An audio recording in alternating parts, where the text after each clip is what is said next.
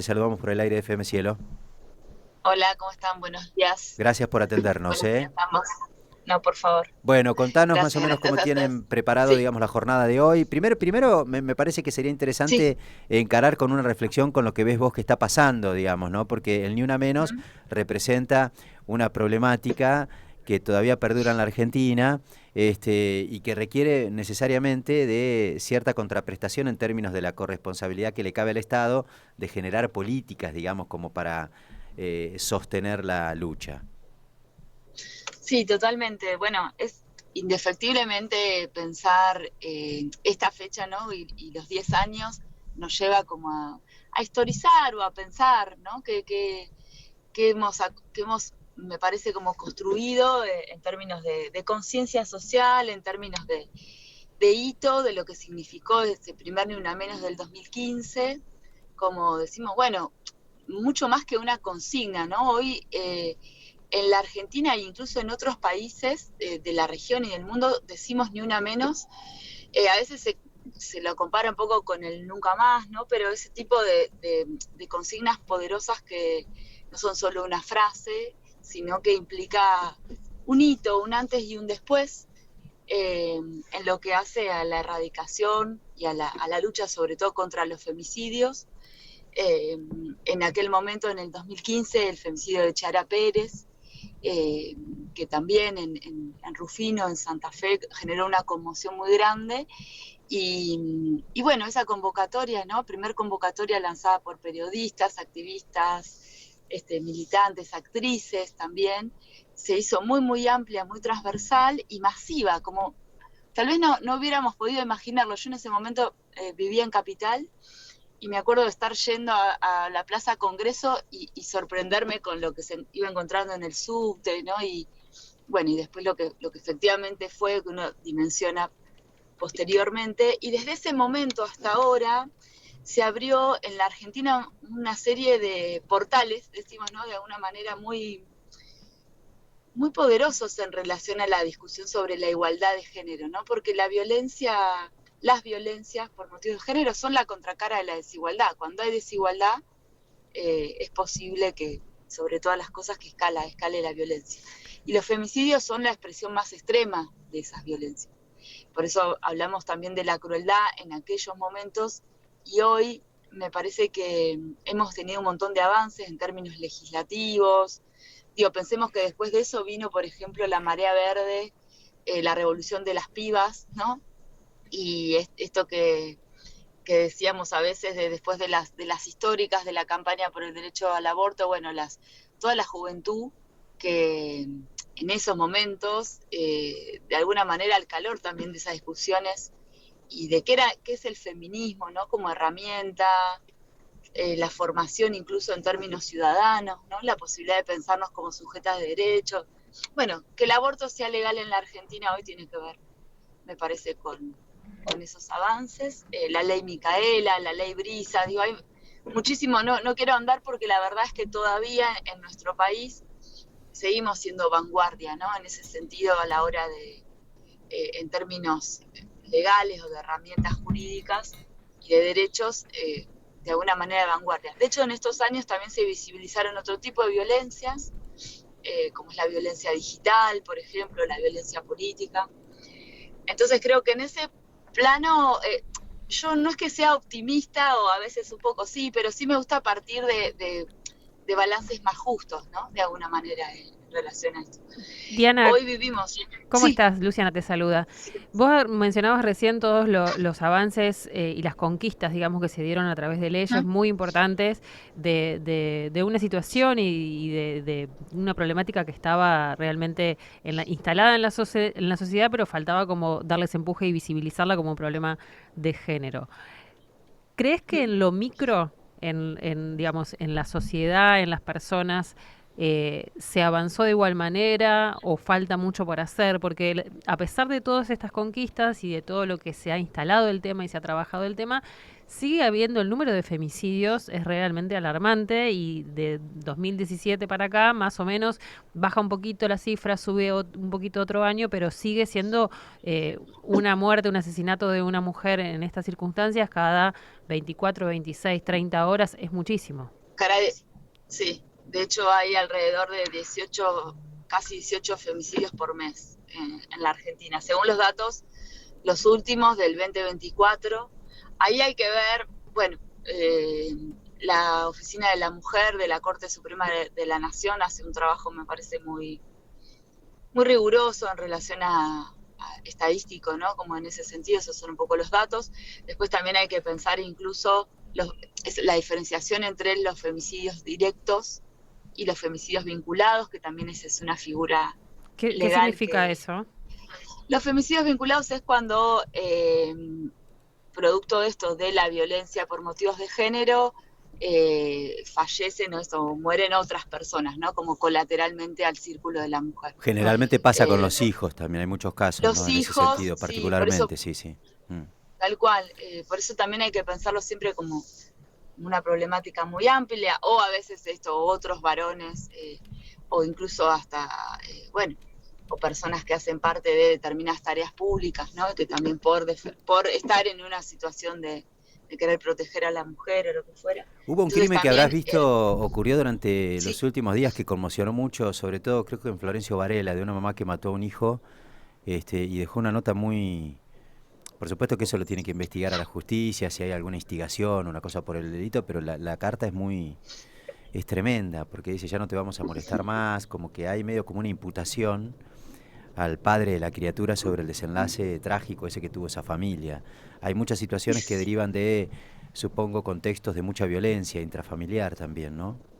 es que de hecho, mira, sí, un dato alarmante en ese sentido. O también, a ver, por ahí para nosotros no es una novedad, y creo que en términos sociales no es una novedad, pero sin embargo en esto la pregunta que hacía ella recién, ¿no? Relacionado a lo que falta, o a, bueno, qué pasa que no se conmueve, ¿no? La cifra de los femicidios.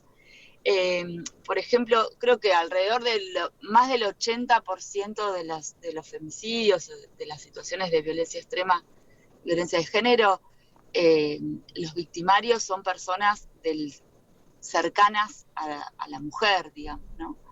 Y eso habla de un dato social y cultural muy importante. De hecho, creo que en el menos del 20%, menos del 15% son desconocidos. 9% estoy leyendo acá la estadística. Ahí está, ¿no? Menos, 9%. sé que es muy poco.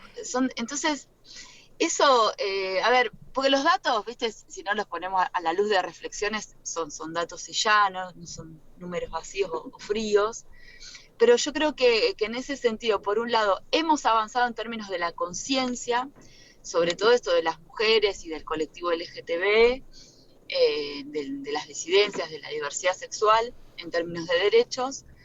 Creo que también eso no ha sido sin costo, digamos, ¿no? Y sin resistencia, digo, cuando hablamos de el machismo en términos más culturales, como algo arraigado y una expresión del patriarcado, y lo vemos todos los días, y es parte de esa desigualdad. Y en un contexto como en el que estamos actualmente, en donde hay un gobierno que abiertamente se posiciona, ¿no? Desde ese lugar, bueno, incluso con frases machistas discriminadoras, no solo al colectivo de mujeres y LGTB, sino bueno, a muchos también sectores, ¿no? Que lamentablemente o poseen algún tipo de desigualdad. Digo, estoy hablando en este sentido en términos más humanos, si se quiere, porque después es un gobierno que arremete contra todo, ¿no? Entonces ya la lista es demasiado grande, pero sí está claro que esos discursos de discriminación y de odio también dan lugar, o dan mucho más lugar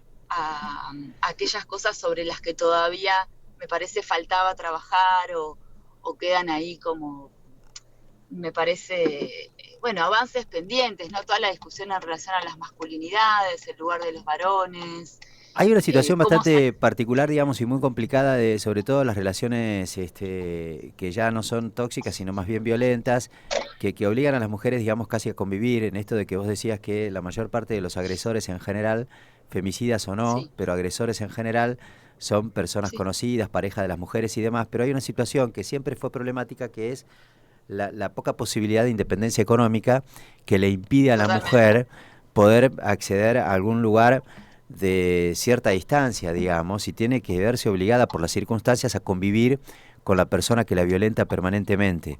Ese tipo de situaciones que se replican lamentablemente porque es moneda corriente que la gente no puede independizarse, requiere de políticas de Estado. Había planes en ese sentido como para garantizar cierta independencia, algún lugar de alojamiento de la mujer. ¿Esa situación cómo está? A ver, todo lo que, primero esto que estás diciendo tiene que ver esto con visibilizar esto que decía antes, que la desigualdad es la contracara de la violencia. Entonces, por eso sin autonomía económica no hay ni una menos, sin políticas habitacionales no hay ni una menos, sin educación pública, digo, sin la posibilidad de estudiar, de avanzar, digamos, en proyectos de vida integrales, no hay ni una menos, ¿no? Por eso también está bueno pensarlo en términos como más integrales y multicausales a los femicidios y a la violencia por motivos de género en general, porque no es que, bueno, de un día para el otro alguien, una ex pareja mata a una mujer, por ejemplo, ¿no? Sino que hay algo que se construye también en términos de esto que vos traés, de las condiciones incluso previas para que eso suceda. Entonces ahí hay muchos factores. Hay factores culturales desde ya y hay factores netamente materiales, económicos, y lo que hace o lo que no hace el Estado. Y ahí hoy actualmente se han desmantelado el grueso de los programas y de las políticas públicas que existían en la Argentina. De hecho, bueno, la línea 144, ¿no? Como un ejemplo súper vigente, me parece que eso, que es la línea de atención frente a las violencias por motivos de género, con equipos interdisciplinarios, funciona hoy solo en la provincia de Buenos Aires. Bueno, digo, el propio ministro de Justicia, ¿no? Con frases y todo un mensaje vinculado a querer eliminar la figura del femicidio del Código Penal. Entonces eso tiene un impacto hoy en las políticas públicas y sí, se están sosteniendo dispositivos y espacios más a nivel provincial o municipal, en donde dependen otra vez, ¿no? Como los recursos posibles, pero es arrasador el desmantelamiento, digamos, como estamos viendo lamentablemente bueno, en la mayoría de los espacios que dependen del Estado, ¿no? En particular de las políticas del Estado Nacional, pero eso tiene un derrame obviamente en los estados subnacionales también. Diana, ¿hay actividades previstas para hoy? Sabemos que en Capital el movimiento se pliega mañana a lo que es la marcha de jubilados, que va a unir también varios reclamos de CONICET, Garrahan y demás. ¿En la ciudad hay alguna actividad prevista para hoy? Sí, tenemos, bueno, primero una aclaración por qué me presentaron como de políticas feministas. Yo no soy más directora de políticas feministas, estoy en estos momentos bueno, yo soy psicóloga y como prosecretaria de Salud Mental y Derechos Humanos en la Facultad de Psicología de la UNLP, igualmente siempre en contacto, obviamente, Con la temática, con todo lo claro. que son, sí, con todas las políticas de género universitarias, ¿no? Ujú. Entonces, en ese sentido, hoy a las 2 de la tarde, organizado por la Secretaría de Derechos Humanos y la Dirección de Políticas Feministas y la Dirección de Género de la Universidad Nacional de La Plata, a las 14 horas se hace un pañuelazo en el rectorado, así como una convocatoria más a la comunidad universitaria, que en La Plata siempre ha tenido y tiene, por suerte, muchísima adherencia, es masiva, es grande. La nuestra es una ciudad muy de la UNLP, digamos, ¿no? En ese sentido, así que esa convocatoria es a las 2 de la tarde hoy. A las 4 de la tarde también los dos grandes espacios que articulan las movilizaciones en La Plata, tanto la Asamblea Feminista como la multisectorial, se convocan también en unidad a las 4 de la tarde en la Plaza Moreno para marchar acá en nuestra ciudad. Y después, esto sí es un cambio histórico de alguna manera, ¿no? Pero muy del contexto, y yo estoy muy de acuerdo con esta definición que que ha tomado el espacio Ni Una Menos en Capital, que es el de aunar que no se marche hoy en Capital, sino que se marche mañana para poder que coincida con la transversalidad también, ¿no? De lo que entendemos que son los feminismos en términos de el apoyo a la lucha de los jubilados, pero bueno, también esto frente al vaciamiento de la ciencia, la falta de presupuesto de las universidades, Selga, Rajandio, y todo el desmantelamiento en términos de salud pública que estamos viendo. Y la lista, la verdad, es que es inmensa, pero bueno, menciono esas como hoy las más paradigmáticas de alguna manera, ¿no? Y justo también por lo que me toca, que es trabajar tanto en salud como educación. Nosotros decimos, quienes somos feministas y quienes trabajamos estas cuestiones de género hace muchos años, y creo que la gran parte de la sociedad que es transversal, entonces no es una cosa o la otra, ¿no? O no es que por, bueno, marchar esto que no sea el 3 y que sea el 4, pero aunándolo con otras luchas, creo que el momento lo amerita. Es muy grave la situación en la Argentina, la verdad, es muy triste eso. Y bueno, y hay que unirse, y en ese sentido el Ni Una Menos creo que nos enseñó eso, ¿no? En estos 10 años falta muchísimo, pero también creo que hemos aprendido a hacer. Y una cosa más que quiero comentar, yo ayer en mi facultad, en la Facultad de Psico, hicimos una intervención, y la mayoría de las chicas, y antes lo organizamos con las estudiantes, ¿no? Y hicimos una convocatoria previa para que vinieran.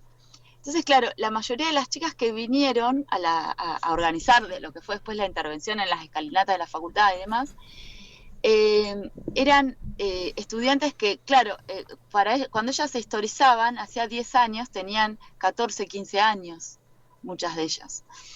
Entonces, hoy también poder ver, digo, en la juventud, a veces tanto que se habla que la juventud, esto, que lo otro, incluso a veces cuando lo pensamos en las niñeces, ¿no? Creo que en términos también de esa conciencia de la igualdad y de los límites, ¿no? Frente a algunas cosas, de las violencias en particular, creo que eso sí, en algunos puntos es irreversible. Entonces, bueno, desde ahí es que quiero ser optimista también, digo, en lo que hemos aprendido y en lo que no se pierde, ¿no? Por un gobierno, por lo que diga o no un presidente.